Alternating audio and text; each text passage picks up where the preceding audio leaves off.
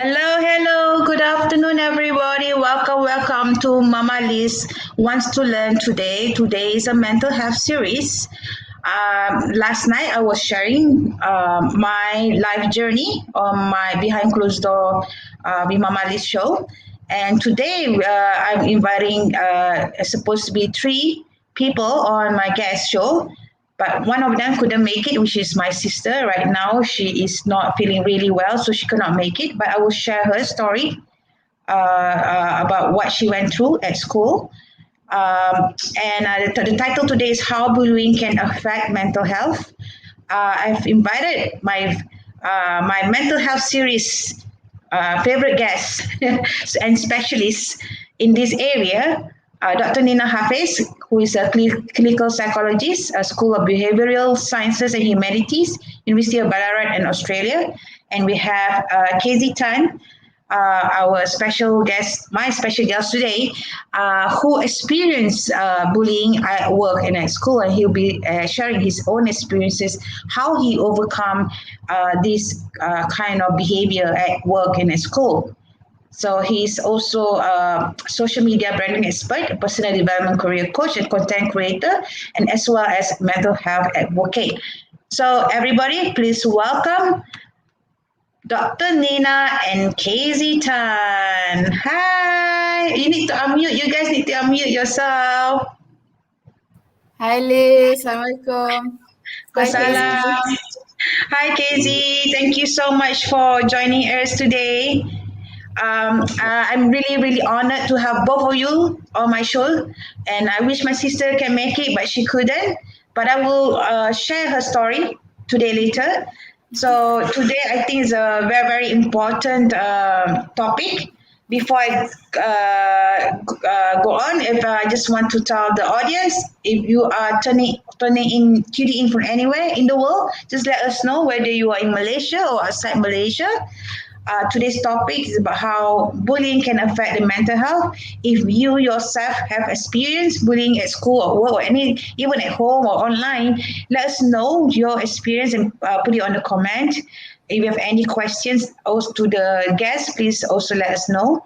And if you know anyone who experienced bullying, also please share with us what you have known from that person as well. And if you want to know how we can support people who are facing bullying in their work or in school or anywhere in the environment. Okay, so maybe Dr. Nina will have a short introduction of yourself first, and then we'll go to Casey. Yeah. Okay, quick short introduction. Hello everyone. Good afternoon, good morning in Doha. It's 11 a.m. Doha time. So I am coming to you from Qatar. I seem to be a regular on Liz's show. So I think you're a permanent regular already. I'm very pleased. I'm very pleased that she wants to collaborate with me on this and wants to, have me on her show. I feel very honored. I am a clinical psychologist, currently, living in Qatar with my family, and the mental health series that I do with Liz is about us talking about mental health issues. And in the following series, the idea is to bring awareness and education regarding a number of different mental health concerns. Today, we're going to be talking about bullying, the impact of bullying on a person's mental health. Thank you, Liz. You're welcome. Hi, Siti. And hi, Farhan. Is this your brother? Or? Yes. Thank you for tuning in. Okay, Casey, please short introduction of yourself, please. Hi everyone, my name is Casey. Thanks for tuning in to Mamaliez channel right now. For joining this, mental health series. Is that I find this topic for today is pretty interesting because how bullying can affect mental health, right? So the reason why I'm joining is because I myself have experienced some forms of bullying during my secondary school period, as well as my primary school, as well as cyberbullying. So, and over the past like 10 years, I've actually got through all the process. I've got through the phases and things like that. So now I'm very at peace with them, and I know how the victim mindset of a mental, the victim mindset of this victim of bullying. Mm. So yeah, so I would like to share more about how you can actually uh, move forward.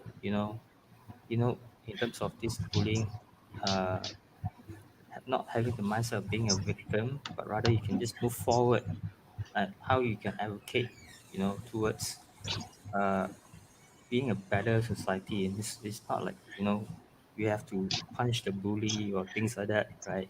So it becomes like a natural part of us. How can we advocate for a better society in not just in our society but also at school, and also uh, in social media. Yeah, so that's a little bit short intro about me. And yeah, hope you guys can tune in further. Thank you, Casey. Maybe before we go on further, we would like to do a disclaimer first. Maybe Dr. Nina want to explain on the disclaimer ya. Jap. Mana disclaimer dia? Ni Dr. Nina ya. Okay. How bullying affects mental health. Okay, by Dr. Nina. Okay, Hafiz. Okay. Okay, so disclaimer. I love the slides. You have changed the background. Huh? Yeah. Yes, a little bit of variety. That's the point. Okay, disclaimer. As usual, in our mental health series, I usually start with the disclaimer. And the idea is that we are sharing the information on the show purely on the basis of awareness, creating awareness, and for educational purposes. So the information that is presented is not intended to be a substitute for professional medical advice and should not be relied on as health or personal advice. So if you feel like whatever we're talking today resonates with you, it relates to your experiences, or you're still overcoming the effects of bullying, you are a victim, or you have witnessed, incidences of bullying, please, if it affects you very much, please seek the guidance of a doctor or other qualified mental health professionals with any questions that you may have. So take this and pursue this further with them. This show is purely, like I said, for awareness and for educational purposes. Okay? All right, All we're good to go. Thank you, Thank Liz. you, Dr. Nina. I always need you on that part because I really don't know how to explain it in detail like you do, and as eloquent as you do, right? So, but before we go on, I just want to share of a poll that I did earlier this week on Monday. I made a poll in LinkedIn on of who have experienced bullying. I just share with you guys here. Have you been bullied, or are you in a situation being bullied now? It has 2 days left as in today, but based on 161 votes, 57% of those who are in LinkedIn, the one that come through my post, 57% of them was bullied in school, and then 32% was or and bullied at work, and then I am was bullied at home at 5%, and online is 6%. Okay, I would like to add more, but I think that most of the things like friends or by friends or siblings or by family at home, I think at home encompasses that lah for me. Okay, that's what I was trying to explain. But I was quite surprised, like the numbers at home is really low. And I'm thinking, is it because people don't consider what they are experiencing at home, being bullied by their siblings, or they've been mentally abused in any way by anyone, even their own parents, is considered a bully? What do you think, Dr. Nina? Yeah, that's Has very it been possible normalized? because the definition of bullying is very similar to what the definition of abuse is. So it's repeated, and then it is with the intention of causing distress to the person. It can take many different forms: verbal, emotional, psychological, or mental, and cyberbullying as well. So Yeah, I think if that question was maybe rephrased in a different context, I think you'd get a right. lot more answers because people often see, if you talk about bully, the two places people often think about, well, at least for me, is school and work. Right. Right, you don't often think about bullying within the home. So yes, siblings can be very tough on each other, especially if they're close in age. Take it from me, I know what that's like. But often the extent or the severity or is not as actually seen as serious. Now the thing is that the link is that if you see that happening in your home, you as a parent or a guardian or the adult in the home have the responsibility of actually intervening and stopping that, because otherwise what you're doing is you're creating a situation where the child thinks it's okay for me to do this at home, I can also do this at school. So one of the things that I point out for parents to do is to actually teach positive modeling to children, and to also make sure that you highlight those things as bullying and curb that, or Yeah, nip it in the bud, as you say, yeah, before it starts. Because if it's okay to do in the home, the child's going to go, well, it's okay to do at school because I do that to my sibling and nothing happens to me, yeah. right? Yeah, but how about what if the one it was parents is the one who mentally abused the children? Then what happens then? Yeah, Is well, that then that considered that's like very hard bullying? because as a child, you are dependent on the adults around you to create a safe environment for you. So Right. if you are experiencing something like bullying and you try and go to an adult and the adult doesn't respond in the way that they should, they're not acknowledging that, they're not taking it seriously, they're not finding ways to support you, or even the fact that they dismiss it or they don't believe you, then that is very detrimental to the mental health of a person. Because if you can't go to your parents or your guardian for help, then who else can you go to? So that's the first thing that the first go to for a child, Right. and that's very difficult. And sometimes it's also sometimes on the parents' part, it's sometimes difficult for them to go, oh, that's too harsh a word. Maybe that's not bullying. Maybe that's a little bit of teasing. Maybe that's just kids being kids being silly. And so they trivialize that because it's hard for them to also accept that their child is, maybe being bullied. They don't believe what their child is saying. They think, no, I know that you're better than that. I know you're not going to allow yourself to be bullied. But the thing is, even the strongest child can experience that. And again, you're going to see that bullying comes in many forms, and Mm.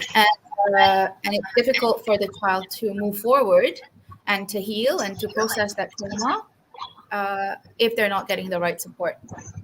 Right. Okay. Thank you, Dr. Nina. Casey Tan, maybe you could share as relating to what Dr. Nina has said.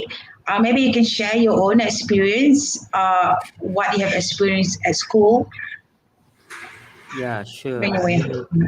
yeah, sure. Because what I echo what Dr. Nina has said, right? Because I believe bullying at school, some parents think that it's just like a child's play, right? When these things are happening within to your child, and then when your child comes back to at home, they try to look for certain kind of security. So, but when your child talks to you that somebody has, slapped them on their face, maybe, or somebody has pushed them, or somebody is teasing, like, he's a loser because this person is that, he's so skinny or she's so fat, kind of stuff. Yeah, it's uh, I would say it's more of a form of verbal bullying, right? Mm. And this issues cannot be actually dismissed, because we need to educate the child on how they should behave. But a lot of times, I notice a lot of parents is like, it's okay. We have done this in the past. During my childhood, we pretend that everything is normal and it's fine. But to be honest with you, uh, if if this goes on for a long period of time, it's not fine at all. It will affect the child's mental health because they Right. will actually, yeah, because they will absorb all this negativity that's been thrown to them, and they will actually feel that they are a little bit more worthless. They are very worthless to the whole society. So yeah, it's about that. So let me relate back to my experience back in school, right? Back in school, when I was in primary school, I was in uh, I was about 8 years old at the time in standard two back in Malaysia here. So what happens is that yes, during that that 8 years old, when I was 8 years old, I experienced my first time experiencing bullying from my teacher. Yeah. Yes. Yes. Your teacher, what happened? Uh, you might be very shocked to hear this, but yes, when we are in the class, each class has a head teacher that's supposed to look after the class. Yeah. So the head teacher is some sort like a little bit. Uh, I would put it as a racist towards other other race. Like for example, he doesn't like an Indian kid, right? So, and when the Indian kid did a mistake or make some mistakes in his homework or didn't complete his homework, for example, he will actually drag the Indian kid outside the classroom and physically abuse. When I say physically abused, he is, uh, he is forcing the Indian kid to sit down, and he himself uh, kicked as many times as he on the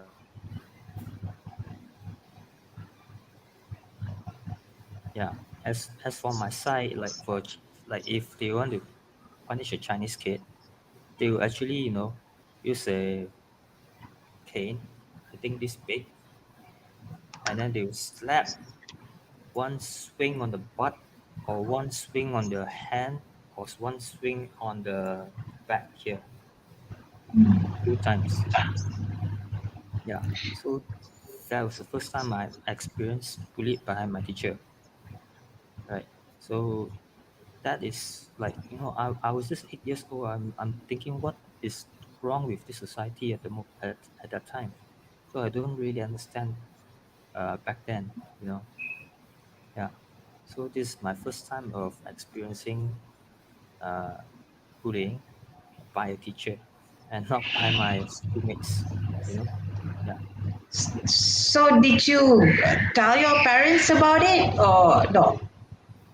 What happened? Basically, what happens was that, yes, I did tell my parents, but uh, other kids who have been bullied as well by the teacher also complain to the school itself.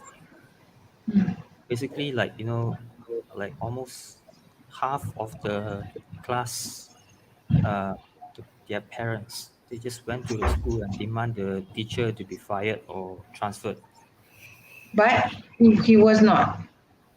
He was not initially, only after another 1 year, 2 years, that he repeatedly do the same thing, that only he get transferred away. Right.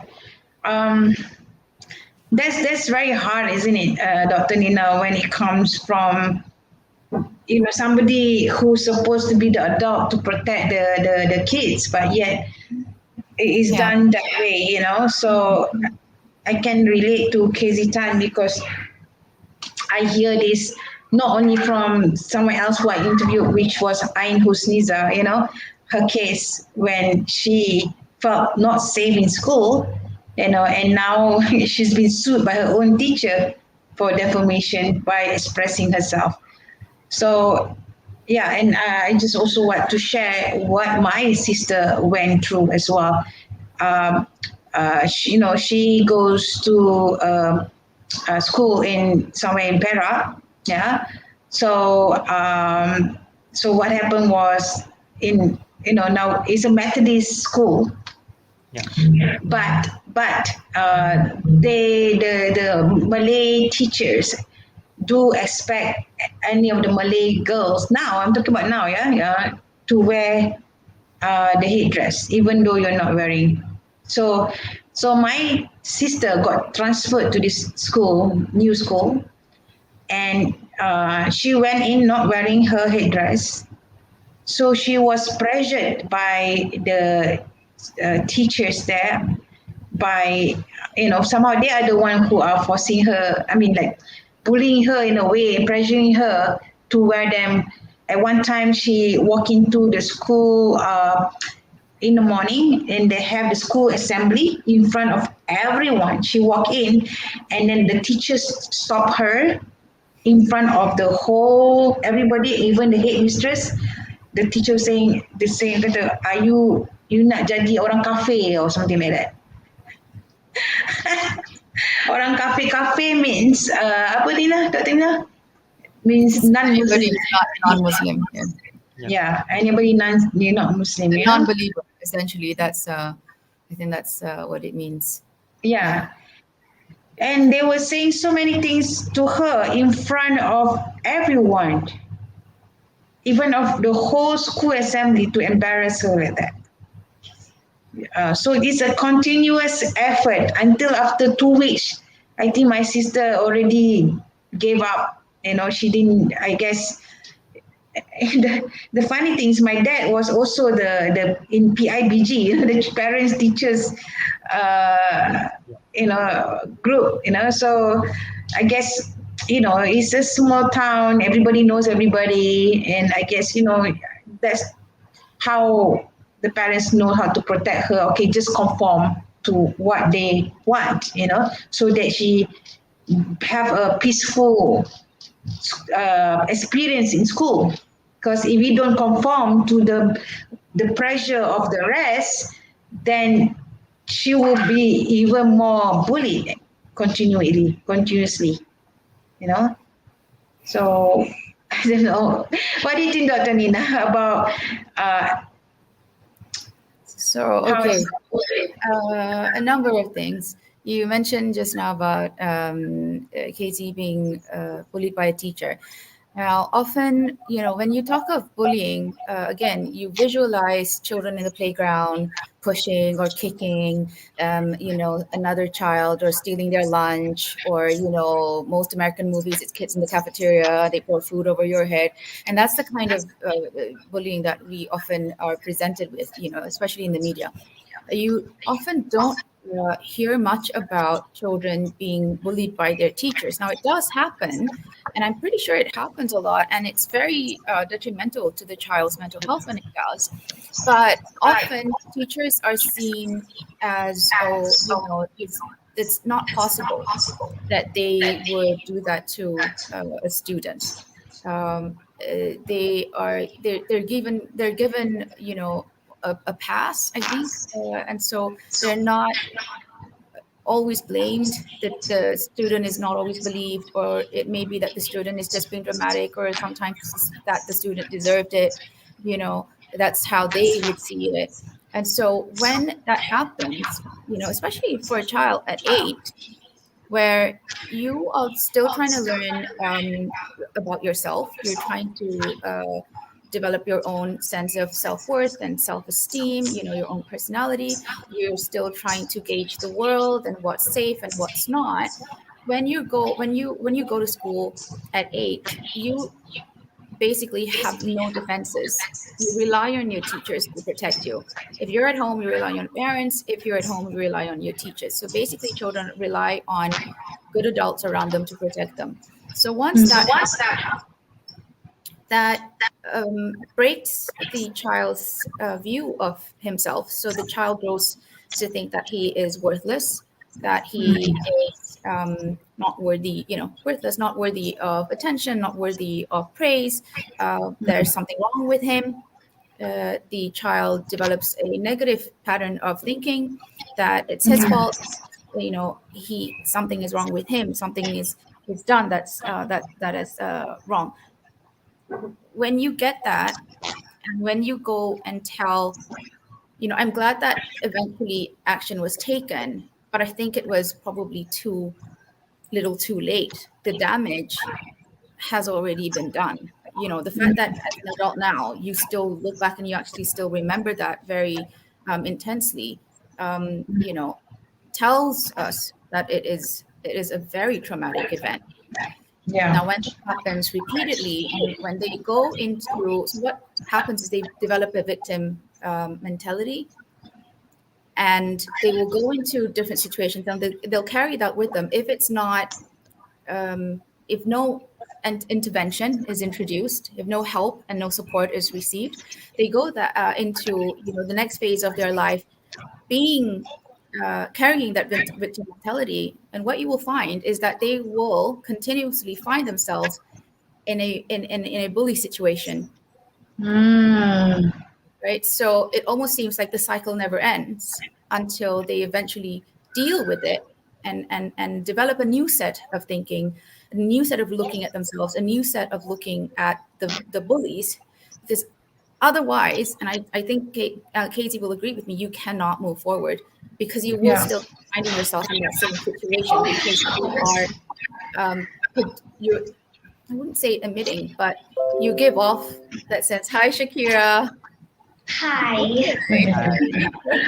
My daughter Oh, you have a friend taking there with sense. you. Bye. So, so yes, it is a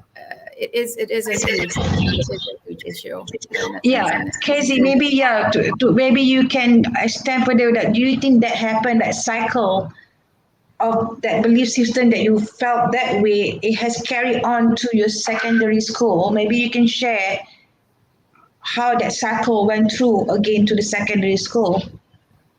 Yeah, sure, I can share a bit more on that. Because, you know, especially in children, right? When we go through that kind of situation whereby we are being bullied, we don't know how to actually deal with that, right? So, uh, when we try to talk to our parents, and our parents also dismiss, it's just normal child's play, or it's nothing do harm to you or things like that, so it's fine, right? So when you have this uh, situation whereby nobody supports you, nobody listens to you, and you tend to feel that you are actually on the on a very uh, submersive side, I would say. And then you just try to conform all your feelings into yourself, and you don't want to feel you don't want to let anyone know about it. So when you have this, and then you try to with you thinking that it's okay to get bullied by others. So when yes, when I was a child, I'm thinking like this. So when it goes move towards a secondary school, uh, whereby I experienced the second deal of trying to deal with certain bullies, because I I was at that time, I was pretty much pretty good at my studies, and I didn't go to tuitions like other parents send their kids to tuition, and they are very good because their external tuition teachers help them and things like that. And for me, I'm studying on my own. So, and I was really on par with them.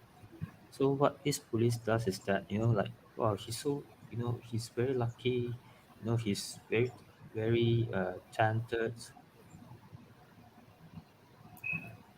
yes, I don't want anybody to copy my answers, and then I want to keep these things for myself.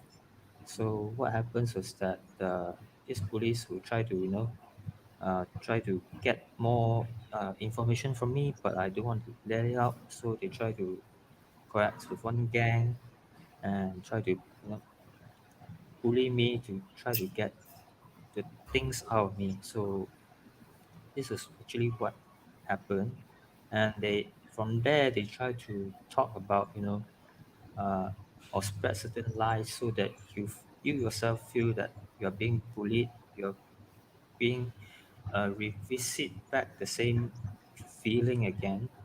So when you have this kind of feeling, and you once again you talk to your parents, you talk to your close friends, and then they are just dismissing this have and I can attest to this whereby when I was 16 years old, I was in Form 4, and I was really in a really, very down, to be honest. Because during that time, I can't focus on my studies anymore. Every time I went to school, I was alone, I was alienated from the class, and I don't have friends already. This is like, because your friends started to believe whatever stories they tell to them and things like that. So uh, this happens for quite a year, and then my academics dropped, uh, and eventually in Form 5, I was demoted to the second best class. Uh, but doing That's one part of it that I really scared, or really it was the darkest moment of my life, whereby the first day I go to school, and then they say the first day I go to school in Form 5, and they say that I was being demoted to the second class, and I'm forced to leave the first class to the second class, right? So I was in a Methodist school as well, like Liz sister. So what I did was that I went out from the first class. I had this very drop deep down, very hard feeling, very it's unbearable. I just want to end it, you know. So before I go to school, I wrote a note, like to my mom and dad, this and that, please take care and things like that on my bedroom. I put it down there already, and I went to school. I went to the second class. Before I went to the second class, from the first class, I just walked to the balcony, just the balcony, and then I leap over. I almost leap over. I just hanging there for 5 minutes. Nobody knows, because I think it was 10 p.m. that time, 10 a.m. that time, and the teachers are actually teaching in their classes. So from there, it was like four stories, 4 or 5 stories high. Uh, yeah, and I really wanted to jump it off and end it, because I know if I jump down, I I will end my life. That was the darkest moment of my life. Yeah. So it has really affected me until that I suffered a very major depression from Form 4 until Form 5. So what changed your mind at that point that you decided not to? What causes you to stop yourself? What were you I thinking? I was only thinking there's only one thought that really changed my mind. All right, because while I was standing on the ledge, or over the ledge there, so I was like thinking, if I were to end this, my name, there will be just like 1 or 2 days of grieving. Okay, done. Nobody knows me already. bye bye, right? So what I did was that it's either I fight back the bullies, and I don't mind to die in the process to fight those bullies, okay? And or I fight until I become successful, even better than them. So I have these two set of thoughts that was in my mind. So I take these two and I change my life. From then on, I come back into the balcony. All right, this is what I'm going to do for the next 10 months until my SPM. Okay, and yes, that's what I did to change my Wow. mindset. And actually, you know what? During my first exam, I didn't do well, right? But that's fine because I set my target 10 months until the SPM. All right. After the SPM result comes out, let's see who's the best. Or let's say if I'm on par with them, okay. Now what? Next step is what? Maybe I'm going to this, write for newspaper and become a famous writer or what? I don't know, right?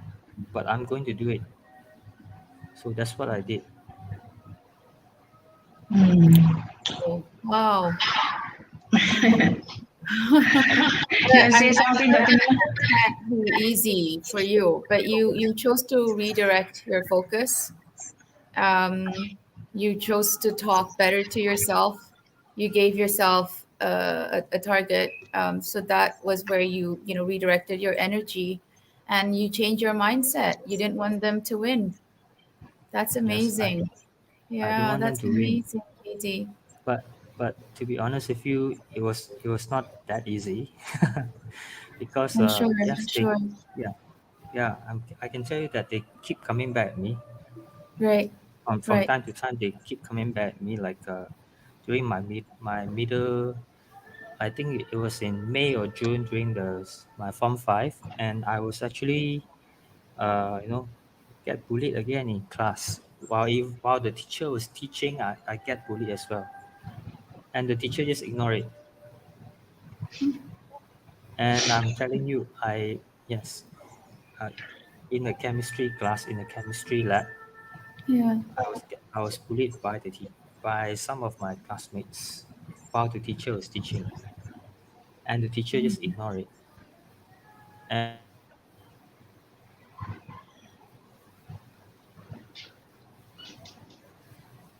yeah, and at one point, right, I get so very angry. I actually took one of the bullies. I took his head. I just slammed it on the chemistry table there, chemistry lab, the table right there. It was really hard. I just slammed his head on the table. Wow. Did you get And in trouble for doing that? I almost get in trouble. But yes, I dealt with the headmaster and the deputy headmaster, Right. and then told them what's going on. And I said, if you guys don't protect me, it's fine. I can log a police report, right? So my school name gets tarnished or what, all right? But then the funny thing is that after I did all this, I didn't get suspended at all. They suspended the bullies for 14 days. Wow. Did they come back and did they learn their lesson? They didn't because because to because I'm telling you, to be honest with you, these bullies are, you know because in like we said, it's a small town back in Perak. Perak, like everybody knows each other almost, right? So what happens is that I sort of know how who are these bullies are and their families. Some of them are actually their parents have divorced, right? And then some even some of them they raised by their mothers only. And then their mother have no time for them. They're just working 24/7, kind of stuff, just to support the family. Yeah. So and they just it's very sad to hear that, but I have a lot of empathy for them, but I don't really pity them because they actually how to say they actually when they don't learn their lesson, it's very difficult for them to learn anything in life. Yeah. And But it's they just did. amazing, KZ, that you have an empathy for your bullies and understanding their own situation. You Yes. know, right, Dr. Nina? That's why there comes. I want to ask, what causes people to be bullied, and what causes people to be bullied, to be a bully? You know, there are Right. reasons. So, but before we go to that, maybe I just want to say hello. The City Hafiza has a question for you. I just also say hello to Rizal Aziz. Thank you for coming in, and Fahim Firdaus. Yeah. And Sita Visa has a question asking, so is prank considered as bullying? Sorry, Siti, I haven't got a chance to ask you this question earlier. Yeah, but what do you think, Dr. KZ? You want to answer that, Doctor? I'll let Casey answer that first because he has, I think he'll be able to tell the difference and be able to explain that much better. Casey? Yeah. To be honest, there's some difference between a prank and bullying, right? Prank is, you know, you just want to do it for entertainment purposes, right?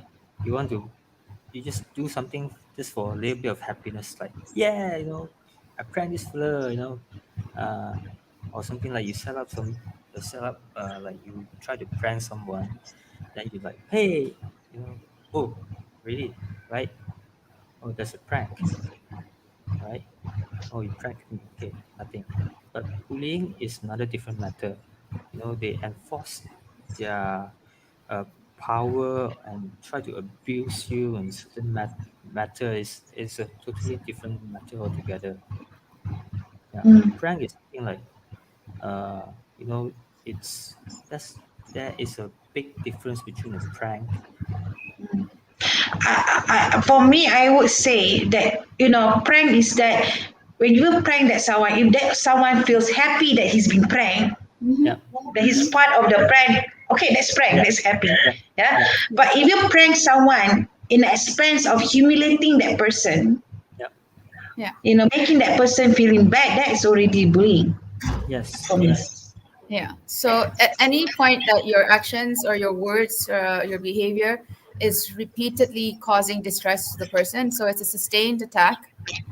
A prank is, could be once off. They could be doing it to each other. Friends prank each other all the time. Uh, and everyone, understands that it's in sort of the spirit of fun, and no one is emotionally or physically hurt from that. Then that's fine.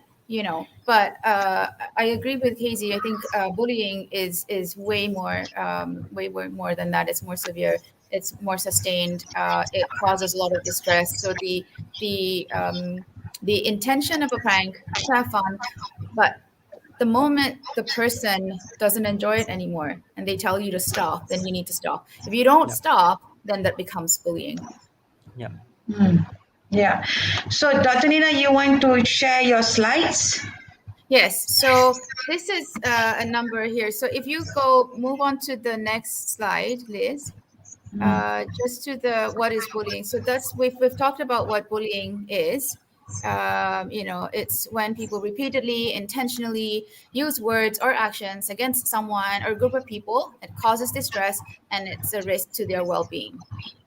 Okay, Okay. if you can see in the picture, the child is very distressed. So this is You can go to the next slide, Liz. It's okay. We'll Yeah. talk a little bit about statistics. So I don't have a lot of Malaysian statistics. This is US statistics. If you look at the statistics, 4.2% of students have been bullied by teachers occasionally, 5% very frequently. So 5.2% of students had bullied other students occasionally, and 1.9% very frequently. So this is kind of similar to what Casey was experiencing at school, where the teachers are the bully. So, and then if you look at the next statistics, 49% of children in grades 4 to 12 have been bullied by other students at school level at least once. 25% of college goers stated to have been bullied 2 or more times in the past month. So this is not just something that occurs very rarely. It is sustained, and it's repeatedly. 20% of US students in grades 9 to 12 reported being bullied. 71% of youth have witnessed bullying at school. 71%.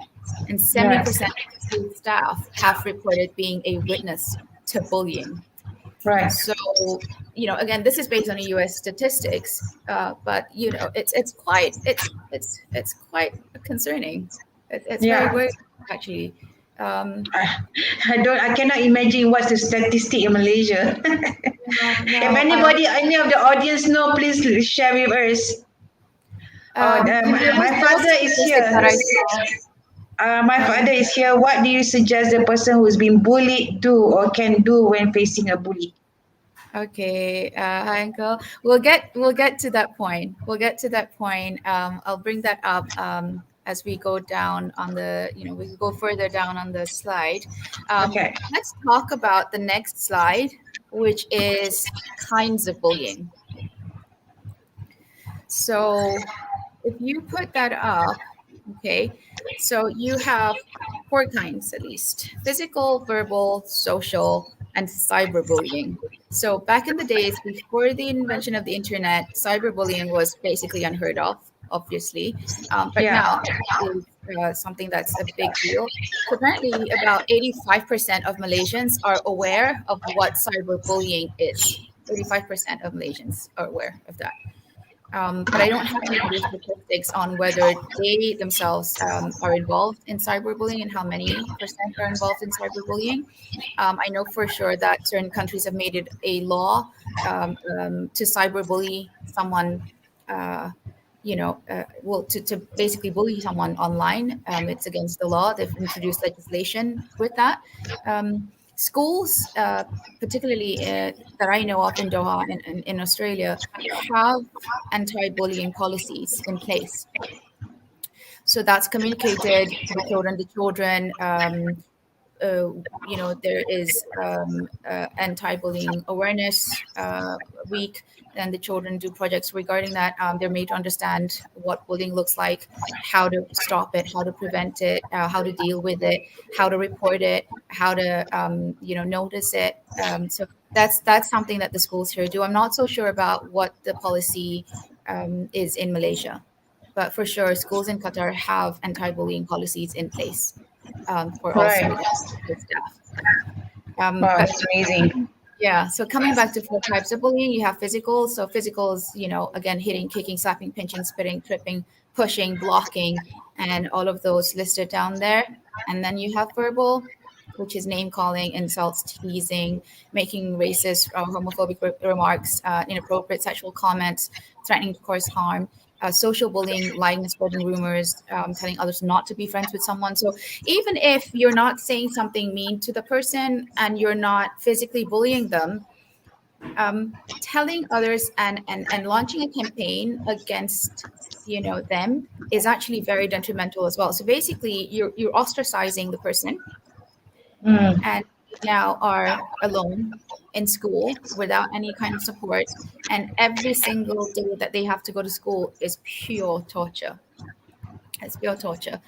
And of course now, with the internet and all that, we have cyberbullying. So yeah, I think that's what happened to Casey, and it happened to my sister as well. All of them ostracizing her for just not wearing a headdress. Right. So if you don't conform, if you appear to be very different, let's say you have pink hair, you have piercings, or you even have, I don't know, a hidden tattoo or something somebody finds out, or just anything that's different from the norm, from the culture of that school, leaves you open to the possibilities of being bullied. So, again, And I think like physical, verbal, I think it happens probably a lot in also social bullying or cyberbullying in schools. But in terms at work, I think it could happen on the verbal, social, and cyberbullying, right? Not yeah, so much physical, because they right. don't dare to do the physical. They will only do this other three at work. Right, Is that right? right. Because I think the physical bullying comes under physical assault, aggravated assault or assault. So that is probably seen more seriously. So if you're an older person, you may not engage in that. You actually resort to other forms of bullying, and like you say, it could include verbal, it could include social, it could include cyber bullying. So Yeah. yes, it does take a different form as you grow older, maybe, or when you're in a certain environment, it does take a it's very different, but it still is at the end bullying, and it still is detrimental to the person's mental Yeah. health. Yeah, I think that's what people are not so sure Mhm. of. Like, is this a bully or not? Especially when they're at work, you know. Right, right. Yeah, okay, maybe they think, oh, it's not, maybe it's not something so serious, so people don't take it serious. But it will cause mental distress. Yes. So it creates a very unsafe environment for the person. They don't feel supported. They don't feel secure. And so what happens is you see, for children, for example, they will avoid going to school, or they'll pretend they have a stomach ache. Then they won't go to school, so they don't have to go to school. Going to school causes them a lot of anxiety. For adults, it's the same thing. Going into a work situation causes them a lot of anxiety. And so they end up going to see a doctor because they have back pain, they have headaches, they have muscle tension, not realizing sometimes that it's the school, it's the school or the work environment. So the work environment, sometimes some forms of bullying are very covert. So it may just mean that as you walk into a room, the person might look at you in a very disagreeable, very menacing way, and that's enough. They don't have to say anything to you. They don't have to, lay a finger or lay a hand on you, and that's enough for you to. Because we're able to pick up when you are welcome into a room or not. Right? So Yeah. when you have to day in, day out go into an environment where um, you expose yourself to bullying, you are going to become physically sick and not just mentally unwell or affected. Yeah. You become physically sick. Yeah. So, Casey, maybe you could share. You did experience a little bit of some sort of what we call it, social bullying or verbal bullying at work too, right? That somebody has said, your boss has said something to you in one of your work experience. Can you unmute yourself, Casey? Yeah. How did you overcome it? Yeah. For me, I took the very easy way out, to be honest. But let me just explain what actually happened at one of my workplaces, right? Because there was a, there was a lot of changes. I would say changes in the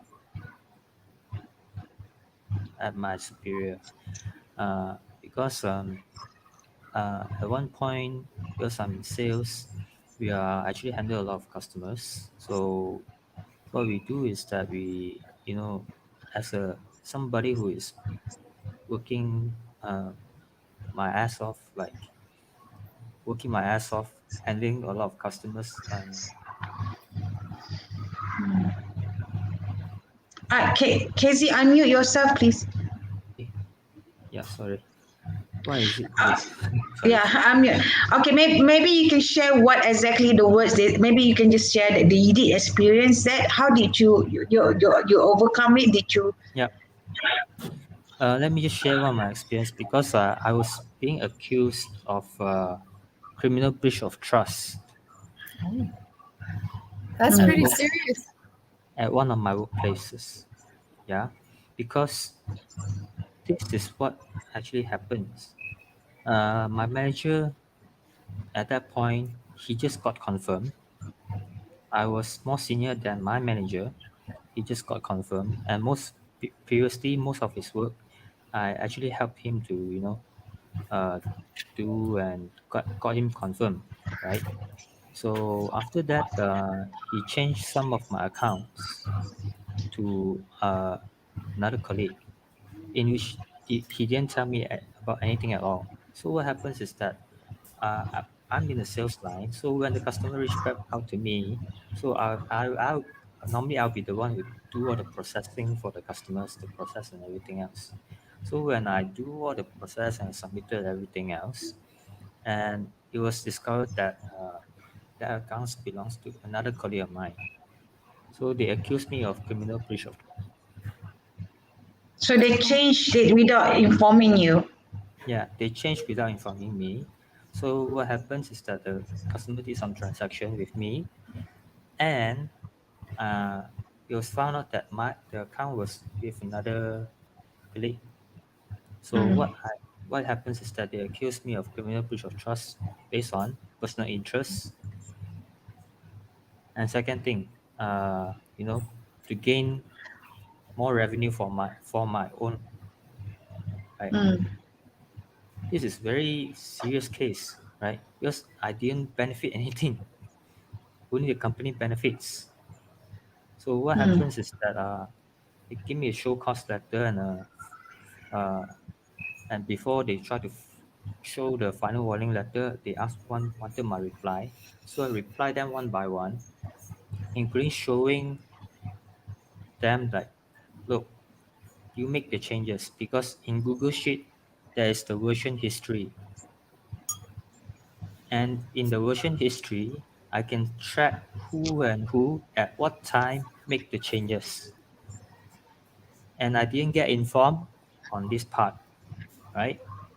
So I'm able to present my case, but my manager didn't accept it. He threw my things away. So eventually I was given a final warning letter, 12 months monitoring my work. I was not satisfied at all. Okay. So what happens is that I raised it up to the top management. The top management also don't really care. It's fine. So I tendered my resignation straight. And after I Mm. tendered my resignation, another few colleagues who are really good with me also tendered their resignation. Right, right. They also tendered their resignation along with me. So the top Mm.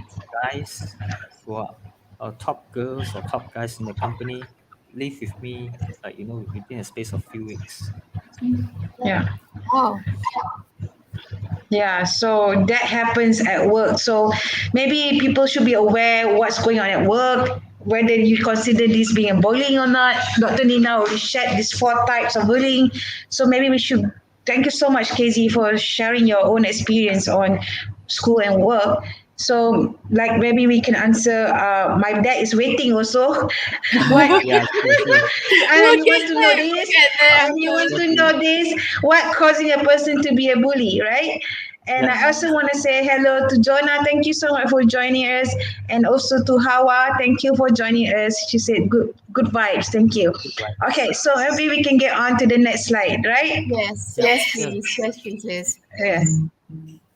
Okay, Signs so of being bullied. Okay. yes, so if you are, um, thank you, thank you. If you were, that's my aunt there. Uh, If you want to know in your child maybe what are the signs of being bullied, this probably pertains more to children. Some of this is unexplainable injuries, right? So they come home with maybe a scratch, or they come home, sore in certain parts of their bodies, or maybe a little bit black and blue, frequently feeling sick, you see changes in eating or sleeping. You may see declining grades, or if at work, declining productivity. They may avoid social situations because, again, they think they're going to expose themselves to being bullied. You might see that they might either lose or, their clothes are going to be either destroyed or their belongings are lost or destroyed. So these are some of the signs that you can look Right. for if you suspect that your child may be bullied at school. I'm talking about if it's your child. Yeah. Um, it's Okay. You can So usually this notice. one. Yeah. So the reasons why people bully. So I love this one because it all starts with P, power. So one of the reasons why is they want to be controlled, or they want to be in control. They want to have power. It gives them a sense of being in control and being powerful. It makes them feel very good about themselves. So that's one reason. So you often see this in movies, and you may see this, big child being told he she may look stronger and bigger than the rest of the group, and they seem to be the leader of the group. And they, what they might be looking for is power. Now, secondly, popularity. So sometimes bullying can be a manifestation of social status. So you do that because it makes you popular. Kids cheering you on, kids being scared of you, kids knowing who you are. So it helps in the hierarchy at school, the social hierarchy at school. The other one is payback. So you may bully someone as a way to retaliate or to seek revenge. Now, another one, which you often see actually in children, is violence at home or domestic issues. So a child is experiencing a broken home, or a dysfunctional family, or a home with some form of substance abuse. Either it's alcohol abuse or it's drug abuse. It could even be sexual abuse and physical abuse. So the children are already in an environment where they're hyper aroused. They are very aware of they're experiencing very high levels of anxiety. What they do is they come to school, and instead of being able to deal with their anxiety about what's happening at home in a healthy way, because anxiety it's energy, anger is energy. They take that out on other kids at school because that's what they see at home, and they think that resolves issues. Now, the other one that the other reason why people bully is simply because they find it fun. That's very hard for most of us to reconcile and to understand. And we go, how is that fun in any way? But for some individuals, they do it for excitement and entertainment, as well as to gain attention. Right? Now, the other one, and this is a very big reason for why you see bullying not just in schools but across every manner of social setting. You're bullied for your race, for your religion, your disability, your socioeconomic status, your gender identity, and your sexual orientation. The last But one, last part. yeah. So the last one is peer pressure. To basically, you want to fit in with a clique, and you feel like Right. if you do that, then you're in the popular group, and that's the reasons why people bully. Right. But I think all this is not just applicable what's happening with kids in school, but I think it's applicable at That's every real. situation. Yeah. That's And real. even at work or even online is the same. Yes. Yes. Either That's you're true. as an adult or as a child, even like teachers who does that to their students. Yes. It's related to all this as well of power, prejudices, that's the thing. So with So every behavior that you see, whether it's a child or it's an adult, is a reflection of things that are going on inside their head and things that are yeah, going on around them in their environment. yeah, their So environment and their own fixed belief systems, huh? yes, yes. So it is actually really a reflection of them. And a lot of the times, bully victims find it very hard to heal because they often feel like they're the ones that are broken. They're the ones that are dysfunctional. There's something wrong with them. It's actually nothing wrong with them. It's actually most of the time it's nothing wrong with them. And sometimes you also find where these children who've been bullied become the bully. Okay, so but before what is this one is what slide it says here? So the impact of bullying. Okay, before we go impact to bullying, this you say is why people bully. Can you also maybe in a bit tell me why do you think people get bullied? Right. So if you look at one of the reasons there, it's talking about anytime that you're different, any time that you seem a threat. So you see now a lot of cyberbullying happening on social media onto influencers or social media stars or celebrities simply because either they're successful, either they dare to be different, they are talented, and sometimes simply because they decide I don't like the way you look, so I'm going to cyberbully you. So it's not always that's wrong with the victim. Now, sometimes you see victims that are picked on are victims who are maybe the quiet one, or maybe what they call the geek or the nerd. Again, they don't always fit into the social norm. They just seem different. Like your sister, she doesn't fit simply because she doesn't have a head covering. Yeah. In some cases, children who are really intelligent children get bullied as well because they just simply do well at school. Just You will hear a lot of these stories of even like Angelina Jolie. She was bullied at school. Right. All these people who are successful once upon a time, they were bullied at school because they're different. Yeah, because you're different. Because you don't fit with the norm. You don't fit with people's beliefs. So I would like to maybe share my perspective also, that I believe that a person, because I wouldn't say that I don't experience bully. I don't feel that I experience bully. Not that people try to, there are set of people who try to bully, but I don't feel that I've been bullied because I stop it from it actually happened.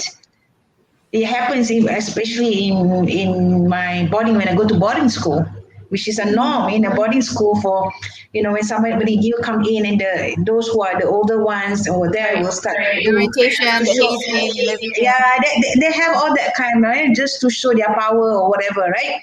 Right. So it's not that I never experience. I do. They try, but it was not successful. So, but I think it comes also for me in my side that a person would not really experience too much of bullying if they have that kind of self-confidence. And I think that self-confidence also has to come from home. If from home, our parents always give us, affirmations for me I'm confident of myself. I know my sense of self, and I don't feel that this bully will try to bully me. I don't know. You know what I mean? How do I say it? So I know what you're trying to say, but you're assuming that. Don't you think it'd be better it'd be better if the parents can help the children to be have a sense of self-confidence to face. That's true. No, so assuming that you have a supportive home. Yeah. Okay, and you come from a loving family, and everything seems picture perfect. Okay. Right. Most children want to fit in. And for most children, what their peers think of them is important. So they may stay at home for a certain amount of hours, but a big chunk of their lives until they finish college is within a learning environment. Right. Okay, which means they constantly find themselves within that learning environment. So sometimes, no matter how good and ideal the home environment is, right, this is another environment that they're finding themselves in. They want the validation and the acknowledgement of their peers, right, especially for teenagers. For Right. younger children, they're developmentally not equipped to understand exactly what's going on. They don't know how to break it down. They don't All even right. know what to call it, really. And they'll just Right. go to a teacher and say, well, he was being mean to me and he's not being my friend. Right. They don't always know what kind of vocabulary to use. They know it's distressing. They know they don't like it, but Okay. they don't understand. As you go on to becoming a teenager, you are starting to develop your own personality, starting to have autonomy. You're making your own decisions. You're trying to move away from your parents, trying to work towards becoming a young adult. All of that Yeah. is happening, but at the same time, you need the validation and acknowledgement of your peers around you, because that sort of forms a sense of who you are, Right. right? Right. So if you already have, sometimes it's personality. So if you already Mhm. really have a strong personality where you go, I don't really care what you think of me, it doesn't matter, I like who I am, I am who I am, and I'm happy, and I love me, and I like being who I am, then that is a buffer, what we consider a buffer against being at risk of bullying, being Right. affected negatively by bullying. But even the best of us will still be affected. By it. You understand Yeah. this. Here in Yeah. Australia, I was. with, Yeah. at our age, as a mom with children, you're thinking we are mature enough to Yeah. withstand, and then you start hearing things about yourself. It Yeah. hurts. It really hurts to the core, and it's Yeah. it's it's very painful. And then even if you are a mature adult, in your fourth, fifth decade of life, you still get affected and you still question who you are, and you ruminate over and over again, and then you start becoming conscious of being in a social setting. You might withdraw, you Mhm. might isolate yourself, you may turn down social invitations, you may actually be very anxious in a social situation Mm. simply because somebody passed a rumor around, or Yeah. somebody said to you, oh, do you want to know what she Yeah. said of you? Do you know what Yeah. she thinks of Yeah. you? That's Yeah. very hurtful, and it affects you. So Yeah. bullying can happen at any stage. Right. So Elderly, yeah. kids, So let's nursing yeah. So homes. let's go to impact of the bullying then. Right. So just like Casey was saying, you could develop mental health problems like anxiety and depression. You will experience eating and sleeping changes. You feel lonely and isolated. You will have suicidal thoughts. Um, you withdraw from activities that you once enjoyed. You miss days of school or work. You might drop out of school or quit work. So the, Right. the, the impact extends to a lot of things. And, and the worst one would be when you feel that there's no other way to end the bullying except for you to end your life. So you may not actually mean to end your life. You may actually just want to stop the bullying Right. because there's no other recourse for you. Right. So, so it's very serious, and I really hope that people take it very seriously. When someone comes to you and reports this or say this at Yeah. school. So with my children, I do mental health checks with them.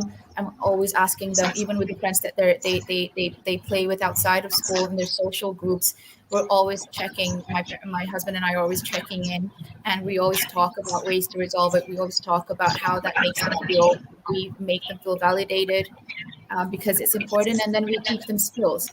If you don't tell your children that you believe them and that you empathize with them and that you show compassion towards them, it's very hard for them to go into school and fight that bully when you have no belief in them whatsoever and no Yeah. validation of their abilities whatsoever. Right. So yeah, you'll see how one of the slides that I have there is about Yeah. what to do. So So even if you don't think it'll help, tell someone. Tell someone. It's not a You shouldn't keep it a secret. Sometimes the bully will bully you into making sure that you don't tell anyone. Tell someone. Talk to a trusted adult about it, like a parent or a teacher. If you're a parent, talk to your children at every start of the school year. Check in with them in the middle of the school year. Check in with them at the end of the school year. Talk. Don't just ask about academics. It's not everything that school is about. School is a social setting. Okay, and children grow from being in that social setting, not just academic. So talk to children about that. The other thing is that we often say bullies love getting a reaction. They love it. They actually live on that. So practice acting interested and superior. So whatever they say, sometimes we do visual imagery. So we get children to pretend that whatever the bully is saying is just kind of, when you watch Marvel, kind of comic movies and stuff, the superhero movies, and they have a shield or they have, something like they put their hand out and then it kind of just bounces off. We get children to practice doing that. So every time somebody says something to them that's hurtful and all that, they just do that in their minds and they allow it to bounce off. They let it bounce off. Again, when they try, so we tell children what to expect. They are and what they're trying to do, what the intention of the bully is. So they're trying to make you feel really bad about yourself. They're trying to break you down. And so what you're going to do is you're not going to give them attention. And you know what to expect as well. So we might practice. Sometimes we practice. In one case, a child, a 3-year-old, 4-year-old, was actually being bullied by his teacher.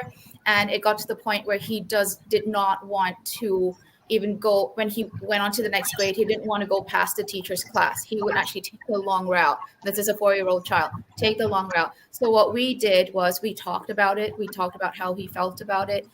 Then what we did as well was we imagined the teacher looking really silly, like he might have, a dinosaur, a funny looking dinosaur with, fuzzy fur, and he might be pink, and he might have funny looking, claws and things like that and stuff. So he visualized how the teacher looked like. He thought it was funny what we did, and that allowed him to be able to actually go up to the teacher and actually say hi to the teacher. Now that teacher was then kicked out of the school because what he was doing was was technically bullying and was very obvious. But that child at 4 had to go through therapy because of what a teacher did. And this teacher would often call the child's parents in front of him and tell the parents what the child did, and then actually ask the parents what are they going to do about it. And this child is sitting there at every end of the school day listening to this phone call. So it's distressing for the parents, it's distressing for the child. Okay, so we tell that to children, again, developmentally appropriate for their ages, right? Sometimes you might want to say something like, okay, you roll your eyes and you go, whatever, sure, yeah, sure, okay. You might say that. They don't like that because they don't like it when you're strong.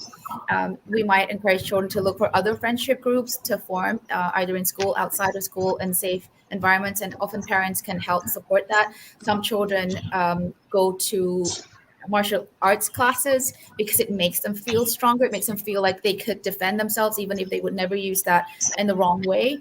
The other way is that if you are being cyber bullied, do not retaliate. So tell a trusted adult, block the person sending them. In some cases, you may want to gather evidence, but there is a way, there's a recourse. There is a recourse for that. So how do one handle if they are bullied at work? Right. So if it's at work, obviously, you want to check if the company has an anti-bullying policy in the workplace. Most good companies will have that. They will have a protocol where you might go to HR. And good companies will take that seriously.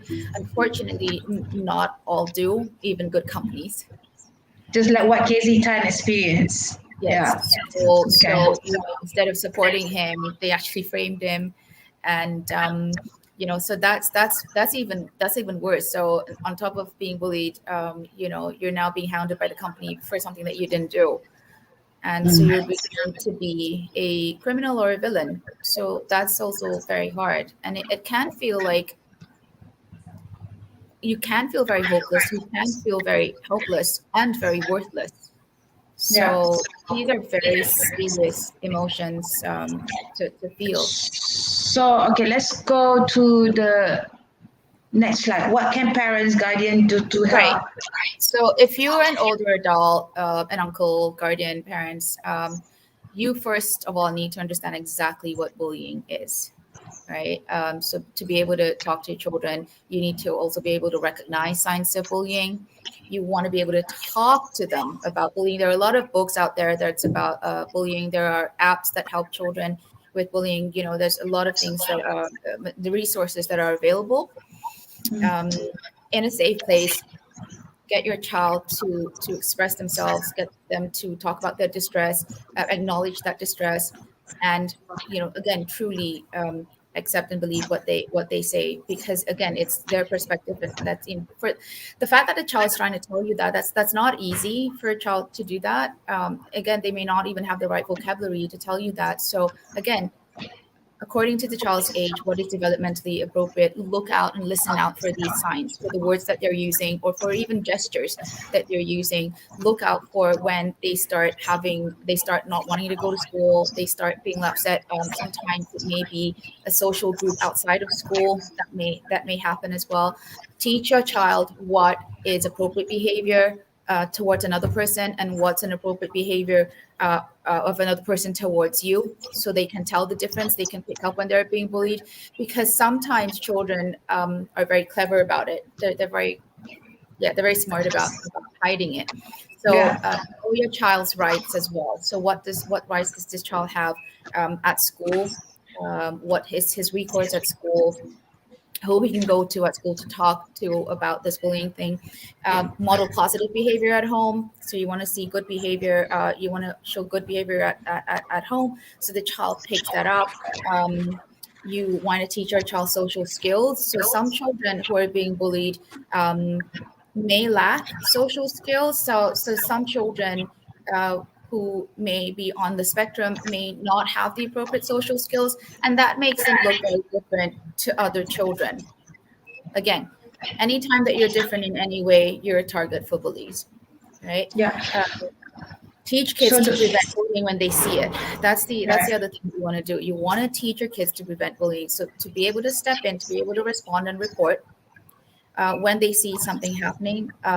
Obviously, not punch the bully or anything like that, and not get themselves involved in that way. But there has to be a way for them to actually go to someone and do it, because sometimes what you see, which is very frustrating, you see that a lot in movies, where the kids just form a circle around, and then they just go like fight, and they no, that someone has to step in. All it takes is just one child to step in and do something about that, and it will make a big difference to the child being bullied. Coach your child to handle social teasing and bullying. Again, similar to what we talked about earlier, teach them how to handle social teasing, what to do about it, how to tell it apart from a prank. And then the other thing is what to do when your child is a bully. Now, sometimes that happens. So again, talk to your child about that, because with children, their behavior is often, there's always a backstory. There's always a reason behind some of the behaviors that you're seeing. It could be that the parents are going through a divorce. It could be that they are starting at a new school in a new town, and in order to establish him or herself, they may start bullying. It might be that they feel they themselves feel good. They themselves feel good. That's what they do. So be aware that your child could be the bully, and talk about what it does to the victim, in a safe way. And the other one is just get involved. Get involved if the school has a campaign or a program or an awareness going on. Anything in your community, if that happens, get involved with the directly with the teachers. Support your child. Show your child that you are supporting them, and that you're doing everything you can to support them. So what can we do if we know someone who gets bullied at work or at home or anywhere in every situation, either cyberbullied? What can we do as an adult? Okay, now you're talking about kids. How about as an adult? How can we support another adult who get bullied at work or in other areas like in cyberbullying? Right. Yeah. One of the things that's actually very helpful and is the basis for therapy is actually to be able to talk about it and to have someone listen to them. That's a pretty huge deal. You may feel like, really, you just talk about it and someone listen, and you feel, at least 100%, not 100%, but at least 50, 60, 70% better.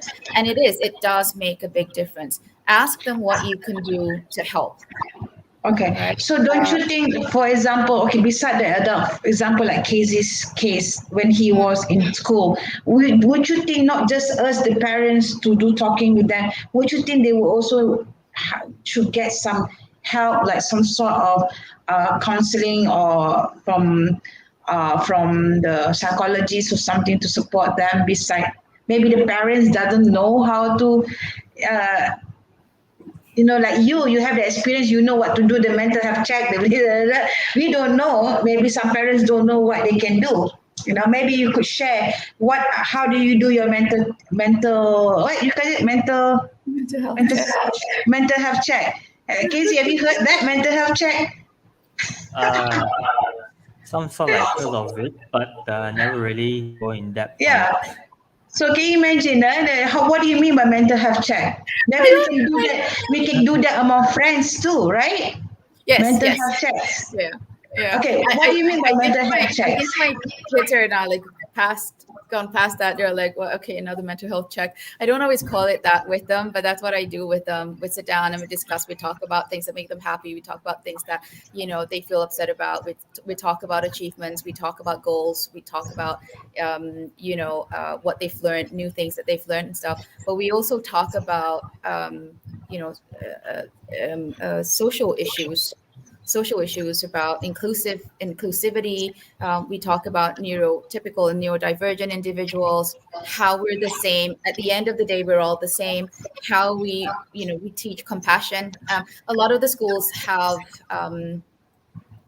what I don't know what you call them exactly. You can't find a word for it right now. But basically a school ethos.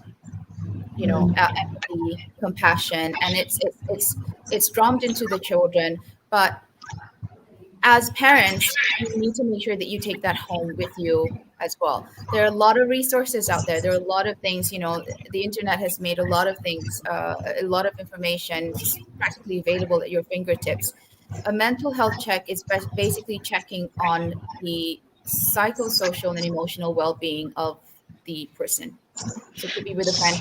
But anytime that there are big events, if you know someone very well, you're going to notice when they're a little bit different. When they're a little bit more quiet, when they're a little bit more down, when they've lost a little weight, maybe when they're not wanting to go out as often, where they're not as cheerful. At Yeah, the typical outing, and check in on friends.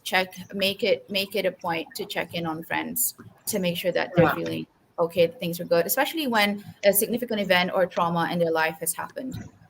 So Ah, those were one of the times that, I know everyone has, lead very busy lives, and you don't always have time for that. Sometimes all it takes is a text. All it takes is a simple text, hey, just want to know how things are going for you. And just sometimes that's it. That is all it takes. Right. But doing that may yeah, make it, yeah, huge. yeah.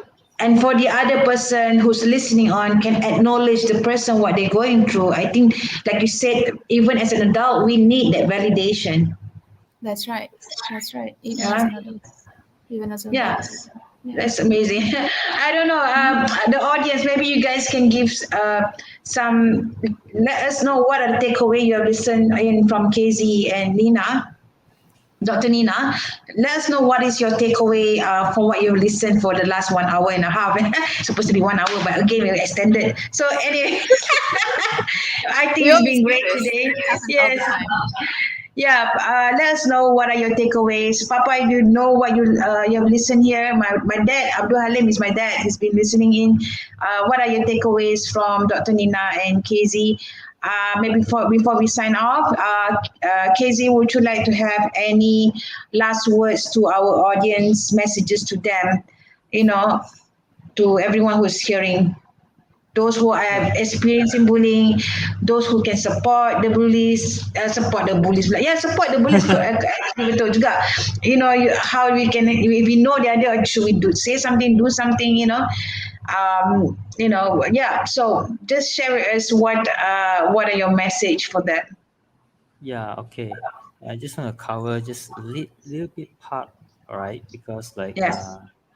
I think Nina has might have missed out or what, but the reason why police are the people because they are very insecure of themselves, to be honest. That's one part, and that's the biggest part of why they are really bullying others, because they lack of something called love, parental love, maybe from at home, or maybe like they don't feel that they belong to a group of people, or you know so they try to fit in and try to like, hey, if there's a group of people who police others and we have shared a similar interest, then I'm joining in, right? So it's the reason why I say this is because I feel that they actually their action stems from their insecurities from for themselves, right? So when you realize this, it's very easy to be very empathetic to the bullies, and I believe like nobody tries to bully one on one. They always try to bully in a group. So sometimes when you catch the bully, like being alone, maybe at times you can just approach them and you just ask, hey, how are you doing, I know you have done this to me, but I still forgive you, right, for your actions, because is there something that you want to share with me, things like that. You can just talk to the bully one on one like that, you know Mm. yeah, because you try to find out what the other party is thinking, instead like Yeah. yes, yeah, yes, it bullies you, but you don't harbor any hatred inside of you. Instead, you Mm. try to be like thinking, if I were to bully someone, what do I feel?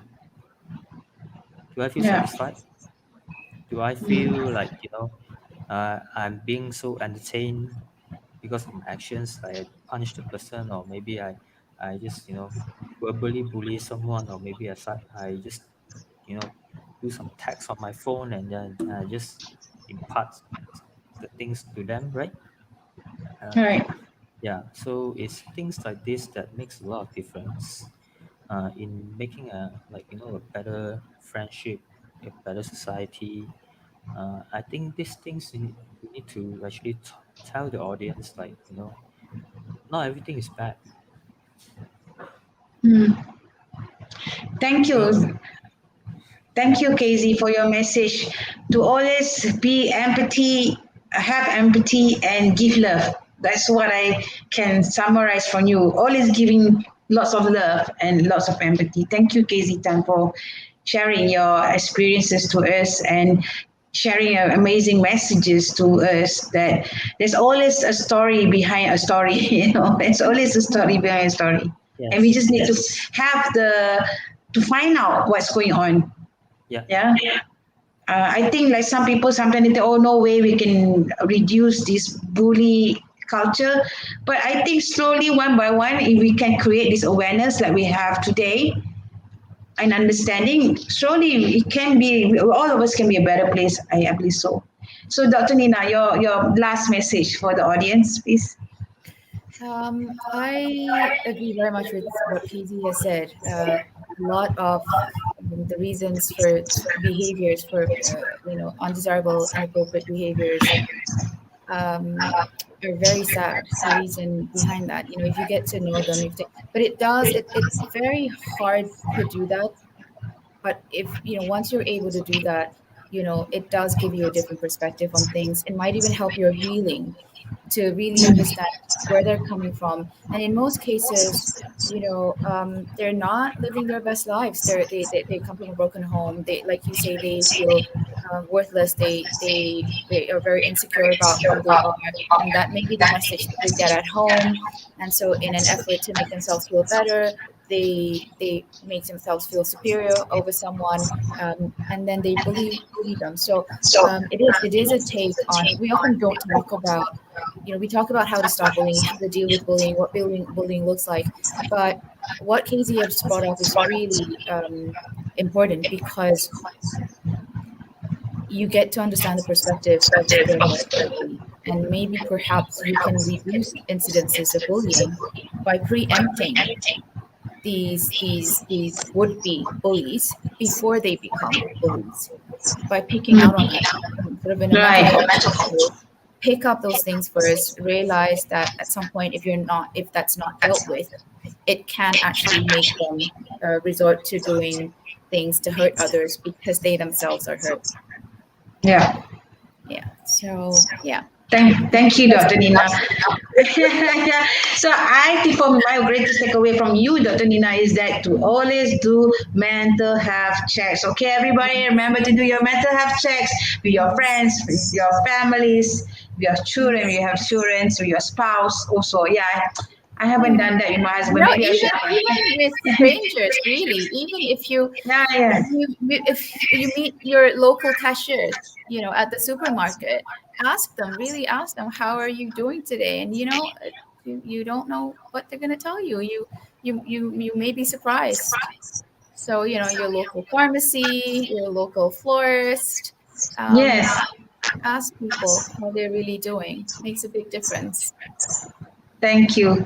Thank you, Dr. Nina, Dr. Casey, and thank you everyone for Thank you for watching. having me, Liz. I think it was a very, very informative, a very, very valuable session today. I hope I so. hope, I hope everyone have some insights today about how bullying can affect the mental health and how we can support when we see something like this. Um, we don't need to jump into conclusion or need to straight away get angry with those who are bullies and all that. There are reasons why they are behaving that way. Everyone is a cry of help. Those who are even bullying someone is a cry of help for me.